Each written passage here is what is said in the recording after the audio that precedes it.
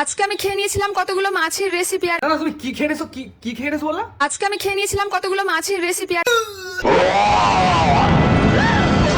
আর এই রেসিপিটা যদি আমি না করতাম কখনোই মাছিগুলোকে আমি যেন ক্যাল ক্যাল ক্যাল ক্যাল ক্যাল ক্যাল করছে মারা। মনে হচ্ছে এখনই বলছে আমার খেয়ে নাও। এই রেসিপিটা যদি আমি না করতাম কখনোই বুঝতে পারতাম না যে মাছের এত স্বাদ হয়। জীবনে প্রথমবার শুনলাম যে মাছিরও নাকি হেভি সুন্দর স্বাদ হয় খেতে। एकदम इन्होंने वक्त बदल दिया, जज्बात बदल दिए, जिंदगी बदल दी। খাওয়া নাকি একটু খাওয়া। তা দিদি বলছি মাছিগুলো কোথা থেকে কিনে নিয়ে আসো গো? দেখো আমাদের বাড়িতে কিন্তু অনেক গরু আছে তোমরা জানো তো, সেই গরুর গায়ে অনেক মাছি থাকে, তাই সেখান থেকে বেশ কতগুলো মাছি আমি সংগ্রহ করে নিয়েছিলাম আর ধুয়ে নিয়েছিলাম মাছিগুলোকে। ধুয়ে খেতে দেবে মাছি, যাই হোক ধুয়ে নিয়েছে, ধুয়ে পরিষ্কার করে নিয়েছে।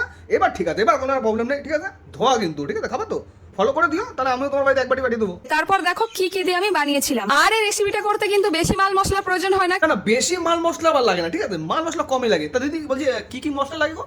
সিমেন্ট, বালি, কিছুটা চালের গুঁড়ো লাগবে, তারপর সেখানে দিতে হবে একটুখানি হলুদ, একটুখানি লবণ, একটুখানি কালো জিরা আর একটুখানি গুঁড়ো লঙ্কা। বলছি ধনের গুঁড়োটা দেবো না?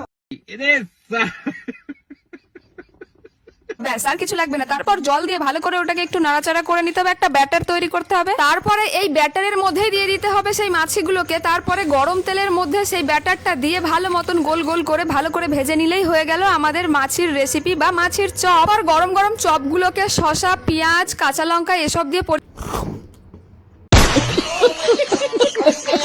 ভালো লাগলো, ফলো করে দিও, লাইক করে দিও।